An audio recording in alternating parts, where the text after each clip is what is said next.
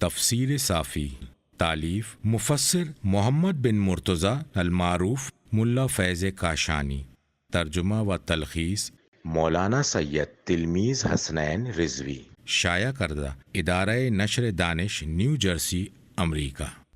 سورہ انسان، سورہ انسان جسے سورہ دہر کے نام سے بھی پکارا جاتا ہے، یہ پورا سورہ مکہ مکرمہ میں نازل ہوا اور کہا گیا ہے کہ مکمل سورہ مدینہ منورہ میں نازل ہوا۔ اس سورے میں آیتوں کی تعداد 31 ہے۔ بسم اللہ الرحمن الرحیم، اللہ کے نام سے جو بڑا مہربان نہایت مشفق ہے۔ ترجمہ: کیا انسان پر عالم امکان میں ایسا وقت گزرا ہے جب وہ قابل ذکر شے نہ تھا؟ یقیناً ہم نے انسان کو ملے جلے نطفے سے خلق کیا ہے تاکہ اس کا امتحان لیں، پھر ہم نے اسے سننے والا اور دیکھنے والا بنا دیا۔ ہم نے اسے راستہ دکھایا، خواہ وہ شکر گزار ہو یا نا شکرا۔ ہم نے کافروں کے لیے زنجیریں، طوق اور دہکتی ہوئی آگ تیار کر رکھی ہے۔ بے شک نیکوکار ایسے جام شراب پیئیں گے جن میں کافور کی آمیزش ہوگی۔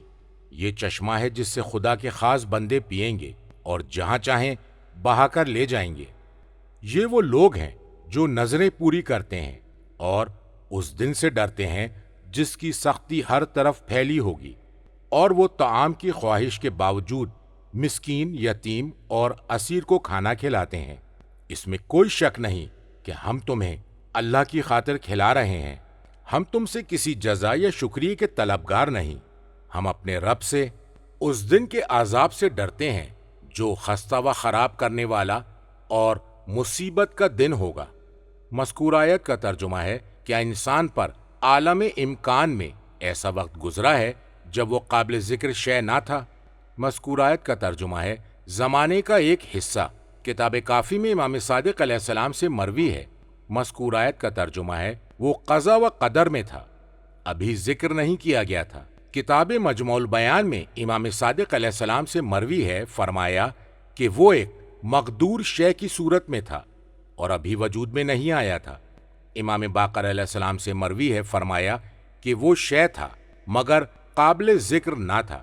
اور ایسی ہی روایت کتاب محاسن میں امام صادق علیہ السلام سے مروی ہے اور مجموع البیان میں صادقین علیہ السلام سے ہے کہ علم میں اس کا ذکر ہو چکا تھا لیکن تخلیق میں اس کا ذکر نہ تھا۔ مذکور آیت کا ترجمہ ہے: یقیناً ہم نے انسان کو ملے جلے نطفے سے خلق کیا ہے۔ مذکور آیت کے الفاظ کے معنی ہیں اخلاط، یعنی ملے جلے نطفے سے۔ تفسیر قمی میں امام باقر علیہ السلام سے مروی ہے، فرمایا کہ مرد کا پانی اور عورت کا پانی دونوں میں ملاپ ہوتا ہے۔ مذکور آیت کے لفظ کے معنی ہیں تاکہ ہم اس کا امتحان لیں۔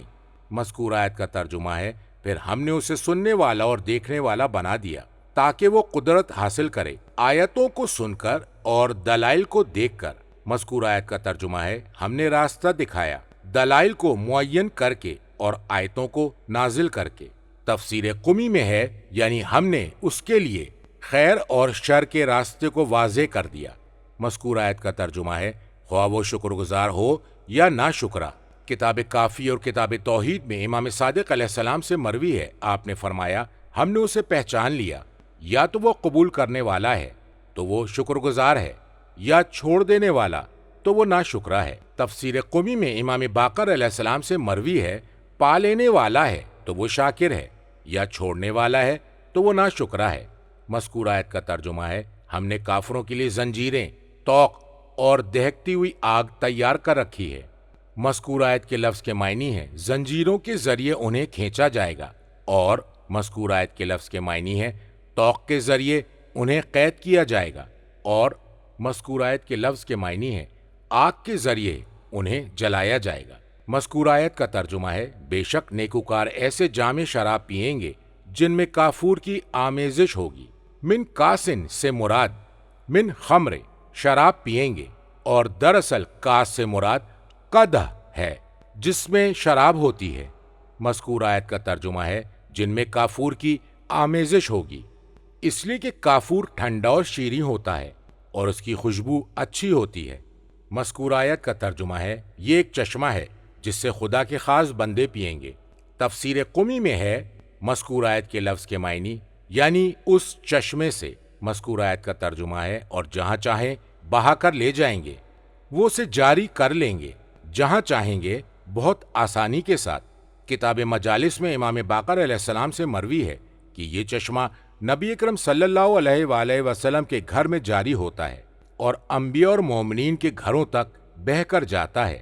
مذکور آیت کا ترجمہ ہے یہ وہ لوگ ہیں جو نظریں پوری کرتے ہیں، اس کا بیان ہے جس کے سبب انہیں یہ سب عطا کیا گیا ہے اور یہ زیادہ بلیغ ہے، اور ان کے اوصاف بیان کرتے ہوئے کہ انہوں نے اپنے واجبات ادا کر دیے ہیں، اس لیے کہ اگر کسی شخص نے اسے پورا کر دیا جسے اس نے اپنے اوپر واجب قرار دیا تھا تو پھر اللہ تعالیٰ نے اس پر جس چیز کو واجب قرار دیا وہ اسے بخوبی پورا کرے گا۔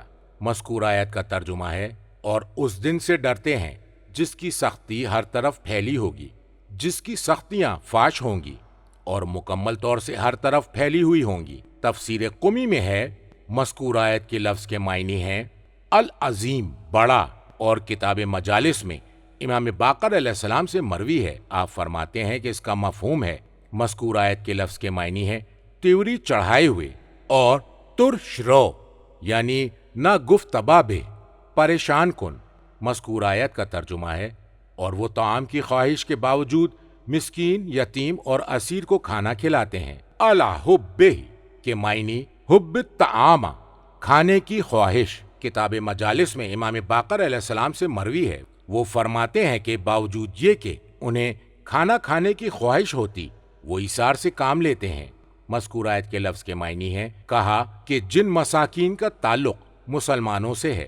مذکور آیت کے لفظ کے معنی ہے فرمایا مسلمانوں میں جو یتیم ہے۔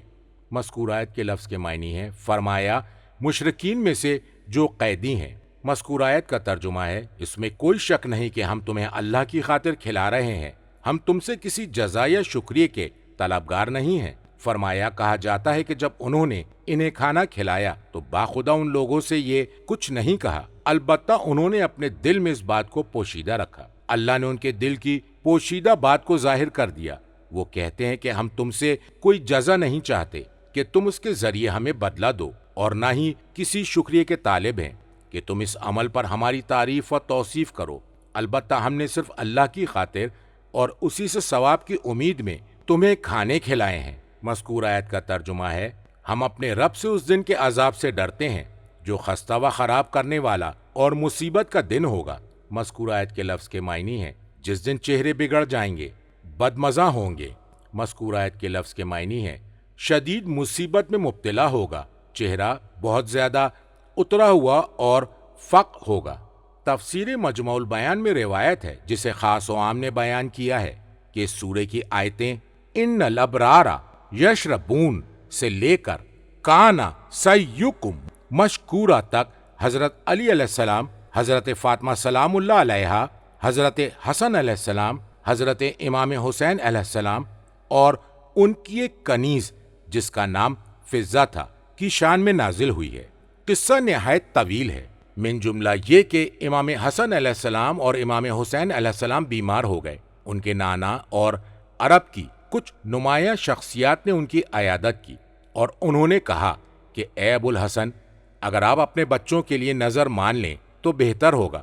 علی علیہ السلام نے نظر مانی کہ اللہ جب انہیں شفا یاب کرے گا تو یہ 3 دن کے روزے رکھیں گے، اور حضرت فاطمہ زہرا سلام اللہ علیہا اور حضرت فضہ نے بھی نظر مان لی۔ بچے اچھے ہو گئے اور ان کے پاس کچھ بھی نہیں تھا، تو حضرت علی علیہ السلام نے 3 سا تقریباً 9 کلوگرام جو یہودی سے ادھار لیے، اور یہ بھی روایت ہے کہ اس شرط پر لیے کہ وہ اس کے بدلے میں اون کاٹ کر دیں گے، اور وہ جو حضرت فاطمہ کے پاس لے کر آئے۔ حضرت فاطمہ زہرا سلام اللہ علیہا نے اس میں سے 1 سا 3 کلوگرام چکی میں پیسا اور اس کی روٹیاں بنائیں۔ حضرت علی علیہ السلام نے مغرب کی نماز پڑھی اور حضرت فاطمہ سلام اللہ علیہا نے روٹیاں ان کے نزدیک رکھ دیں۔ اتنے میں ایک مسکین آیا، ان کے لیے دعا کی اور ان سے سوال کیا۔ انہوں نے روٹیاں اسے دے دیں اور سوائے پانی کے کچھ نہیں چکھا۔ جب دوسرا دن ہوا پھر حضرت فاطمہ سلام اللہ علیہا نے 1 سا 3 کلوگرام جو لے کر اسے پیسا اور اس کی روٹیاں پکا کر حضرت علی علیہ السلام کی خدمت میں پیش کی کہ اتنے میں دروازے پر یتیم نے دستک دی اور کھانا طلب کیا۔ ان سب نے روٹیاں اسے دے دیں اور سوائے پانی کے کچھ نہ چکھا۔ جب تیسرا دن ہوا تو حضرت فاطمہ سلام اللہ علیہا نے باقی ماندہ جو کو پیسا اور اس کی روٹیاں تیار کیں اور حضرت علی علیہ السلام کی خدمت میں لے کر آئیں کہ اتنے میں دروازے پر قیدی آ گیا اور کھانا طلب کیا۔ انہوں نے وہ روٹیاں اٹھا کر اسے دے دیں اور سوائے پانی کے کچھ بھی نہ چکھا۔ جب چوتھا دن ہوا اور انہوں نے اپنی نظر پوری کر لی تو حضرت علی علیہ السلام، امام حسن علیہ السلام اور امام حسین علیہ السلام نبی اکرم صلی اللہ علیہ وآلہ وسلم کی خدمت اقدس میں حاضر ہوئے۔ ان سب پر کمزوری کا غلبہ تھا۔ رسول اکرم صلی اللہ علیہ وآلہ وسلم نے انہیں دیکھ کر گریہ فرمایا اور حضرت جبرائیل علیہ السلام سورہ حل عطا لے کر نازل ہوئے۔ اور ایک روایت میں ہے کہ حضرت علی ابن ابی طالب علیہ السلام نے مزدوری کی کہ درخت خرما کی رات بھر سینچائی کریں گے تاکہ اس کے بدلے میں جو مل جائے۔ جب صبح ہو گئی اور انہیں جو مل گئے تو اس کا 1/3 پیسا گیا اور اس میں سے کھانے کے لیے ہریرا بنایا۔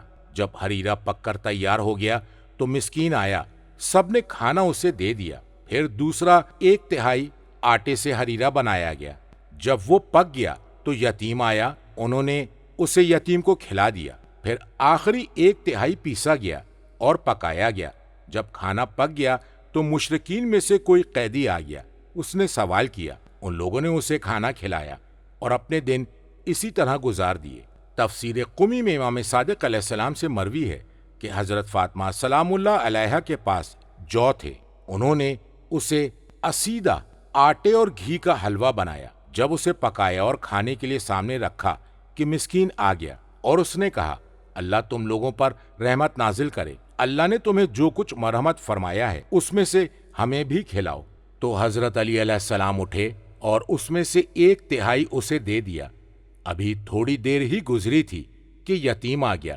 یتیم نے کہا، اللہ کی رحمت تم لوگوں پر نازل ہو۔ علی علیہ السلام اٹھے اور اسے بھی 1/3 دے دیا۔ پھر اس کے بعد اسیر قیدی آ گیا اور اس نے کہا، رحمک اللہ، اللہ تم لوگوں پر رحمتوں کا نزول کرے۔ تو علی علیہ السلام نے باقی ماندہ 1/3 اٹھا کر اسے دے دیا اور اس میں سے بالکل نہ چکھا۔ تو اللہ تعالیٰ نے ان کے بارے میں آیتیں نازل فرمائی اور یہ ہر مومن کے لیے جاری رہیں گی جو بھی اللہ تبارک و تعالیٰ کے لیے عمل انجام دے گا۔ کتاب مجالس میں امام صادق علیہ السلام اپنے والد سے اسی سے ملتی جلتی روایت نقل کرتے ہیں جو اس روایت سے قریب ہے جو مجمع البیان میں پہلی روایت بیان کی گئی ہے۔ البتہ اس روایت میں ان کے افعال و اقوال کے بارے میں کچھ مزید باتیں ہیں۔ اس روایت میں کہا گیا، بچوں نے کہا کہ ہم بھی 3 دن روزہ رکھیں گے۔ اللہ تبارک و تعالیٰ نے انہیں صحت و عافیت عطا کر دی، انہوں نے بھی روزے رکھے۔ اور اس روایت کے آخر میں ہے کہ جبرائیل علیہ السلام تشریف لائے اور کہا کہ اے محمد، اللہ تبارک و تعالیٰ نے آپ کے اہل بیت کے بارے میں آپ کو جو مبارکباد دی ہے اسے قبول فرمائیے۔ حضرت نے کہا، اے جبرائیل، میں کیا چیز لے لوں؟ انہوں نے کہا، حل عطا سے لے کر وَقَانَ سَعِیُّکُمْ مَشْکُورًا تک۔ کتاب مناقب میں 20 بڑے بڑے مفسرین سے زائد لوگوں سے روایت ہے اور اہل بیت میں سے امام محمد باقر علیہ السلام سے مروی ہے جو مجالس کی بیان کردہ روایت سے قریب ہے۔ البتہ اس میں بچوں کے روزہ رکھنے کا تذکرہ نہیں ہے۔ اور اس روایت کے آخر میں ہے کہ نبی اکرم صلی اللہ علیہ وآلہ وسلم نے انہیں بھوک کی کیفیت سے 2-4 دیکھا تو جبرائیل علیہ السلام نازل ہوئے اور ان کے پاس سونے کا ایک بڑا پیالہ تھا جس میں در اور یاقوت جڑے ہوئے تھے، جو سرید شوربے میں چوری ہوئی روٹی سے پر تھا، اور عراق وہ ہڈی جس کا گوشت الگ کر دیا گیا تھا، جس میں سے مشک اور کافور کی خوشبو آ رہی تھی۔ وہ بیٹھے، انہوں نے کھانا کھایا یہاں تک کہ وہ سیر ہو گئے اور اس میں سے ایک لقمہ بھی کم نہ ہوا۔ اور امام حسین علیہ السلام برآمد ہوئے اور ان کے پاس عراق کا ایک حصہ تھا۔ تو ایک یہودی عورت نے آواز دی، اے اہل بیت، بھوک نے ستایا ہے، یہ تم نے کہاں سے پایا ہے؟ ہمیں بھی اس میں سے کھلا دو۔ تو امام حسین علیہ السلام نے ہاتھ بڑھایا تاکہ وہ اس میں سے کھا لے۔ حضرت جبرائیل علیہ السلام نازل ہوئے اور ان کے ہاتھ سے وہ ٹکڑا لے لیا اور بڑا پیالہ لے کر آسمان کی طرف روانہ ہو گئے۔ آن حضرت صلی اللہ علیہ وآلہ وسلم نے فرمایا، اگر امام حسین علیہ السلام اس عورت کو حصے میں سے کھلانا نہ چاہتے تو یہ پیالہ میرے اہل بیت علیہ السلام کے پاس چھوڑ دیا جاتا، وہ جس میں سے قیامت تک کھاتے رہتے۔ اور یوفون بن نذر کی آیت نازل ہوئی، اور صدقہ ذی الحجہ کی 25ویں کی شب میں تھا، اور حل اتا 25ویں کے دن نازل ہوا۔ ترجمہ: تو اللہ انہیں اس دن کی تکلیف سے بچا لے گا اور انہیں تازگی اور سرور سے نوازے گا، اور انہوں نے صبر کیا، اس کے بدلے میں انہیں جنت اور اس کے ریشمی حلے عطا کرے گا۔ وہ اس جنت میں اونچی مسندوں پر ٹیک لگائے بیٹھے ہوں گے، نہ وہاں دھوپ کی حدت دیکھیں گے اور نہ ہی سردی کی شدت، اور گھنے درختوں کے سائے ان پر جھکے ہوں گے، اور میووں کے گچھے ان کے قریب ان کے اختیار میں ہوں گے، اور ان کے سامنے چاندی کے ساغر اور شیشے کے شفاف گلاس کا دور چل رہا ہوگا۔ شیشے بھی جو چاندی کی قسم کے ہوں گے، جسے مناسب مقدار میں بھرا گیا ہوگا، اور وہاں انہیں ایسی شراب پلائی جائے گی جس میں زنجبیل کی آمیزش ہوگی۔ بہشت میں ایک چشمہ ہے جسے سلسبیل کہا جاتا ہے، اور ان کے سامنے ایسے نوخیز لڑکے گردش کر رہے ہوں گے جو ہمیشہ ایک ہی حال میں رہیں گے۔ جب تم انہیں دیکھو گے تو سمجھو گے کہ بکھرے ہوئے موتی ہیں، اور جب تم وہاں نظر دوڑاؤ گے تو ہر طرح کی نعمت اور عظیم الشان سلطنت نظر آئے گی۔ مذکور آیت کا ترجمہ ہے، تو اللہ انہیں اس دن کی تکلیف سے بچا لے گا اور انہیں تازگی اور سرور سے نوازے گا۔ کتاب مجالس میں امام باقر علیہ السلام سے مروی ہے، مذکور آیت کے لفظ کے معنی ہیں شادابی و تازگی چہروں میں، اور مذکور آیت کے لفظ کے معنی ہے مسرت و شادمانی دلوں میں۔ مذکور آیت کا ترجمہ ہے، اور انہوں نے جو صبر کیا اس کے بدلے میں انہیں جنت اور اس کے ریشمی حلے عطا کرے گا۔ فرمایا جنت میں وہ سکونت اختیار کریں گے اور ریشم جسے بچھائیں گے اور اس کے بنے ہوئے لباس زیب تن کریں گے۔ مذکور آیت کا ترجمہ ہے، وہ اس جنت میں اور اونچی مسندوں پر ٹیک لگائے ہوئے بیٹھے ہوں گے۔ فرمایا مذکور آیت کے لفظ کے معنی ہے مسند، تخت، اور اس کے اوپر حجلہ، دلہن کے لیے آراستہ کمرہ ہوگا۔ مذکور آیت کا ترجمہ ہے، نہ وہاں دھوپ کی حدت دیکھیں گے اور نہ ہی سردی کی شدت۔ کہا گیا ہے کہ ان کے پاس سے ایسی ہوا گزرے گی جو معتدل ہوگی، نہ تو اس میں جلانے والی گرمی ہوگی اور نہ ہی اذیت پہنچانے والی ٹھنڈک۔ مذکور آیت کا ترجمہ ہے، اور گھنے درختوں کے سائے ان پر جھکے ہوں گے، ان سے قریب ہوں گے۔ مذکور آیت کا ترجمہ ہے، اور میووں کے گچھے ان کے قریب ان کے اختیار میں ہوں گے، جن کا حاصل کرنا اور جن تک پہنچ اور رسائی بہت آسان ہوگی۔ تفسیر قمی میں ہے کہ ان درختوں کے پھل نیچے ان کی پہنچ میں ہوں گے۔ کھڑا ہوا شخص اور بیٹھا ہوا فرد دونوں کے لیے ان کا حاصل کرنا آسان ہوگا۔ کتاب کافی میں نبی اکرم صلی اللہ علیہ وآلہ وسلم سے مروی ہے، مذکور آیت کا ترجمہ ہے، اور میووں کے گچھے ان کے قریب ہوں گے۔ مومن جس قسم کا پھل کھانا چاہے گا وہ اس کے منہ تک پہنچ جائے گا، جبکہ وہ ٹیک لگائے ہوئے بیٹھا ہوگا۔ مذکور آیت کا ترجمہ ہے، اور ان کے سامنے چاندی کے ساغر اور شیشے کے شفاف گلاس کا دور چل رہا ہوگا۔ تفسیر قمی میں ہے کہ الاکواب سے مراد بڑے بڑے ساغر ہیں جن کی ٹوٹیاں اور دستے نہیں ہوں گے۔ مذکور آیت کا ترجمہ ہے، شیشے بھی جو چاندی کی قسم کے ہوں گے، یعنی جس میں شیشے کی صفائی اور اس کی شفافیت یکجا ہوگی، اور چاندی کی سفیدی اور اس کی نرمی ہوگی۔ تفسیر مجموع البیان میں امام صادق علیہ السلام سے اور تفسیر قمی میں ہے، فرمایا کہ جنت کی چاندی میں نگاہیں نفوذ کر جائیں گی جس طرح وہ شیشے میں نفوذ کرتی ہیں۔ مذکور آیت کا ترجمہ ہے، جسے مناسب مقدار میں بھرا گیا ہوگا۔ کہا گیا ہے کہ انہوں نے اپنے دلوں میں جن کا تعین کر لیا ہوگا، اس کی مقدار اور اس کی شکلیں ان کی تمناؤں کے عین مطابق ہوں گی، یا انہوں نے اپنے اعمال صالح سے مطابقت کی ہوگی تو اسی لحاظ سے انہیں ملے گا، یا چکر لگانے والے غلمان ان کی خواہش کے مطابق انہیں شراب مہیا کریں گے۔ تفسیر قمی میں ہے، وہ فرما رہا ہے کہ ان کے رتبے اور درجے کے اعتبار سے ان کے لیے بنائی جائے گی، اس میں نہ کمی ہوگی نہ اضافہ۔ مذکور آیت کا ترجمہ ہے، اور وہاں انہیں ایسی شراب پلائی جائے گی جس میں زنجبیل کی آمیزش ہوگی، مزے میں وہ زنجبیل سونٹ کے مشابہ ہوگی۔ کہا گیا ہے کہ عرب کے باشندے جس شراب میں سونٹ کی آمیزش ہو اسے نہایت لذیذ گردانتے تھے۔ مذکور آیت کا ترجمہ ہے، یہ بہشت میں ایک چشمہ ہے جسے سلسبیل کہا جاتا ہے۔ کہا گیا ہے کہ اسے سلسبیل اس لیے کہتے ہیں کہ یہ حلق میں انتہائی آسانی اور سہولت کے ساتھ اتر جاتا ہے اور اس کا بنانا بھی آسان ہے۔ کتاب خصال میں نبی اکرم صلی اللہ علیہ وآلہ وسلم سے مروی ہے کہ اللہ تبارک و تعالیٰ نے مجھے 5 چیزیں عطا کی ہیں اور علی کو بھی 5 چیزوں سے نوازا ہے۔ اللہ تعالیٰ نے مجھے کوثر عطا کیا اور علی کو سلسبیل سے نوازا۔ مذکور آیت کا ترجمہ ہے، اور ان کے سامنے ایسے نوخیز لڑکے گردش کر رہے ہوں گے جو ایک ہی حال میں رہیں گے۔ کہا گیا ہے مخلدون یعنی دامون ہمیشہ رہنے والے، اور قومی میں کہا مستورون پاک دامن۔ مذکور آیت کا ترجمہ ہے، جب تم انہیں دیکھو گے تو سمجھو گے کہ بکھرے ہوئے موتی ہیں، اس لیے کہ ان کا رنگ صاف ستھرا ہوگا، یعنی وہ گورے چٹے ہوں گے اور مجالس میں پھیلے ہوئے ہوں گے اور ان میں سے ایک دوسرے کی روشنی منعکس ہو رہی ہوگی۔ مذکور آیت کا ترجمہ ہے، اور جب تم وہاں نظر دوڑاؤ گے تو ہر طرح کی نعمت اور عظیم الشان سلطنت نظر آئے گی۔ کتاب کافی اور تفسیر قمی میں امام باقر علیہ السلام سے مروی ہے، ایک حدیث میں آپ نے مومن کے اوصاف بیان کیے ہیں جب وہ جنتوں اور غرفوں میں داخل ہوگا۔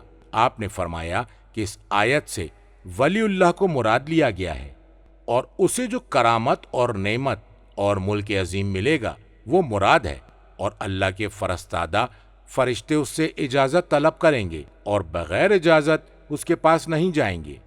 ملک عظیم سے یہی مقصود ہے۔ اور حدیث کا مکمل حصہ سورہ رعد کی آیت 24 اور سورہ فاطر کی آیت 35 اور سورہ زمر کی آیت 20 کے ذیل میں بیان کیا جا چکا ہے۔ کتاب معانی میں امام صادق علیہ السلام سے مروی ہے، آپ سے سوال کیا گیا وہ ملک کبیر کیا ہے؟ اللہ نے جس کی بڑائی بیان فرمائی ہے اور اسے کبیر کہا ہے، تو آپ نے فرمایا کہ جب اللہ تعالیٰ جنتوں میں داخل کر لے گا تو اپنے اولیاء میں ایک ولی کی طرف ایک پیغام رساں کو بھیجے گا، تو وہ اس ولی اللہ کے دروازے پر محافظین کو دیکھے گا۔ وہ محافظین اس سے کہیں گے تم یہیں ٹھہرو تاکہ ہم تمہارے لیے اجازت طلب کر لیں، تو رب کا پیغام رساں اس کی اجازت کے بغیر اس ولی اللہ تک نہیں پہنچے گا، اور اللہ کے مذکورہ قول سے یہی مراد ہے۔ تفسیر مجموع البیان اور تفسیر قمی میں امام صادق علیہ السلام سے مروی ہے کہ اس سے مراد ہے کہ وہ نعمت نہ زائل ہوگی اور نہ ہی فنا ہوگی۔ ترجمہ: ان کے اوپر باریک ریشم کے سبز کپڑے اور اطلس و دیبا کی پوشاک ہوگی، انہیں چاندی کے کنگن پہنائے جائیں گے اور ان کا پروردگار انہیں شراب طہور پلائے گا۔ یہ تھی تمہاری جزا اور تمہاری سعی قابل قدر ہے۔ بے شک ہم نے ہی آپ پر یہ قرآن بتدریج نازل کیا ہے، لہذا آپ اپنے رب کے حکم پر صبر کیجیے اور ان میں سے کسی خطا کار یا ناشکرے کی بات نہ مانیے، اور صبح و شام اپنے رب کے نام کو یاد کیجیے، اور رات کے وقت اس کے حضور سجدہ ریز ہوں اور رات گئے تک اس کی تسبیح کرتے رہیں۔ یہ لوگ دنیا کو دوست رکھتے ہیں اور آنے والے سنگین دن کو چھوڑ بیٹھے ہیں۔ ہم نے ہی انہیں پیدا کیا ہے اور ان کے اعضاء کو مضبوط بنایا ہے، اور ہم جب چاہیں انہیں بدل کر انہی جیسی دوسری قوم لے آئیں۔ بے شک یہ ایک نصیحت ہے، اب جس کا جی چاہے وہ اپنے رب کی طرف جانے کا راستہ اختیار کر لے، اور تم کچھ چاہتے ہی نہیں مگر وہی جو اللہ چاہتا ہے۔ بے شک اللہ علیم اور صاحب حکمت ہے، وہ جسے چاہتا ہے اپنی رحمت میں داخل کر لیتا ہے، اور ظالمین کے لیے اس نے دردناک عذاب مہیا کر رکھا ہے۔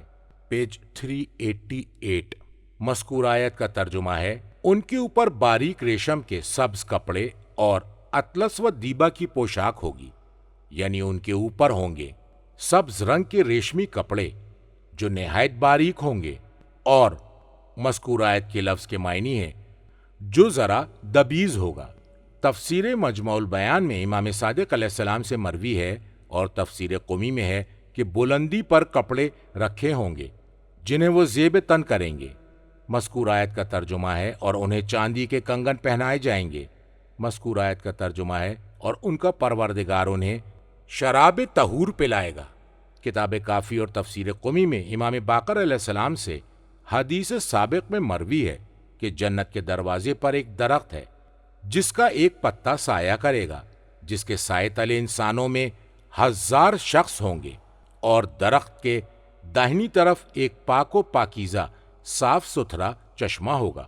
فرمایا وہ لوگ اس چشمے میں سے ایک بار سیر ہو کر پئیں گے تو اس کے سبب اللہ ان کے دلوں کو حسد سے پاک کر دے گا اور ان کے چہروں سے بال گر جائیں گے، اور یہ اللہ تعالیٰ کا قول ہے۔ مذکور آیت کا ترجمہ ہے اس پاکیزہ چشمے سے ان کا رب انہیں شراب طہور پلائے گا۔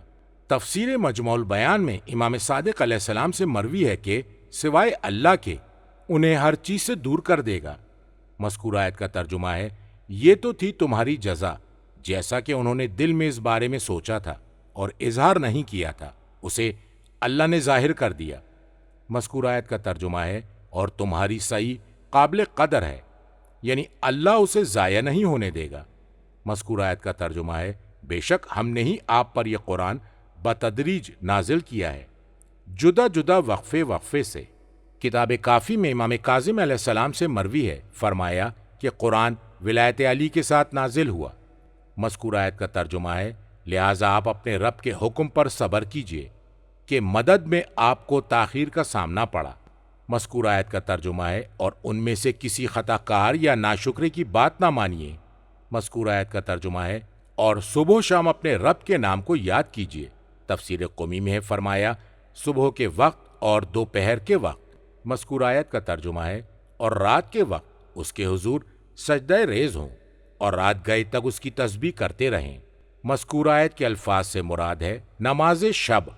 تفسیر مجموع البیان میں ہے کہ امام رضا علیہ السلام سے سوال کیا گیا کہ اس تسبیح سے کیا مراد ہے، تو امام علیہ السلام نے فرمایا نماز شب، اور کہا گیا ہے کہ مذکور آیت کے لفظ سے مراد نماز فجر ہے، اور مذکور آیت کے لفظ سے مراد ظہرین یعنی ظہر و عصر کی نمازیں ہیں، اور مذکور آیت کے الفاظ سے مراد مغربین ہے یعنی مغرب و عشاء کی نمازیں ہیں۔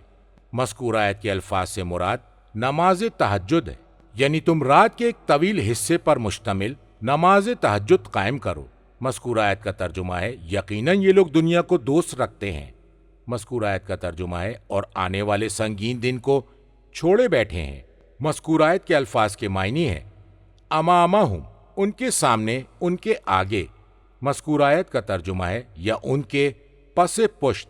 مذکور آیت کے الفاظ کے معنی ہے شدید دن۔ مذکور آیت کا ترجمہ ہے ہم نے ہی انہیں پیدا کیا ہے اور ان کے اعضاء کو مضبوط بنایا ہے، یعنی ان کی ہڈیوں کے جوڑوں کو اعصاب سے مضبوط کر دیا ہے۔ تفسیر قمی میں ہے یعنی ان کی تخلیق نہایت مضبوط اور توانا ہے۔ مذکور آیت کا ترجمہ ہے اور ہم جب چاہیں انہیں بدل کر ان کی جگہ انہی جیسی دوسری قوم لے آئیں، ہم انہیں ہلاک کر دیں اور ایسے لوگوں میں تبدیل کر دیں جو خلقت اور مضبوطی میں انہی کی طرح ہوں۔ اس سے مراد دوسری تخلیق ہے، اور مراد ہے کہ ان کے غیر سے تبدیل کر دینا وہ لوگ جو دنیا میں اطاعت گزار ہوں۔ مذکور آیت کا ترجمہ ہے بے شک یہ ایک نصیحت ہے، اب جس کا جی چاہے وہ اپنے رب کی طرف جانے کا راستہ اختیار کر لے، یعنی اطاعت کے ذریعے اس کا تقرب حاصل کرے۔ کتاب کافی میں امام کاظم علیہ السلام سے مروی ہے، فرمایا اس سے مراد ولایت ہے۔ مذکور آیت کا ترجمہ ہے اور تم کچھ چاہتے ہی نہیں مگر وہی جو اللہ چاہتا ہے۔ کتاب خرائج میں امام قائم علیہ السلام سے مروی ہے آپ سے مفوضہ کے بارے میں سوال کیا گیا تو آپ نے فرمایا کہ انہوں نے جھوٹ کہا ہے، ہمارے دل اللہ تعالیٰ کی مشیت کے لیے ایک ظرف کی مانند ہیں، جب وہ چاہتا ہے ہم چاہتے ہیں۔ پھر آپ نے اس آیت کی تلاوت فرمائی۔ مذکور آیت کا ترجمہ ہے بے شک اللہ علیم اور صاحب حکمت ہے، وہ وہی چاہتا ہے علم اور حکمت جس کا تقاضا کرتی ہے۔ مذکور آیت کا ترجمہ ہے وہ جسے چاہتا ہے اپنی رحمت میں داخل کر لیتا ہے، ہدایت اور اطاعت کی توفیق دے کر۔ کتاب کافی میں امام کاظم علیہ السلام سے مروی ہے، فرمایا اللہ جسے چاہتا ہے ہماری ولایت میں داخل کر دیتا ہے۔ مذکور آیت کا ترجمہ ہے اور ظالمین کے لیے اس نے دردناک عذاب مہیا کر رکھا ہے۔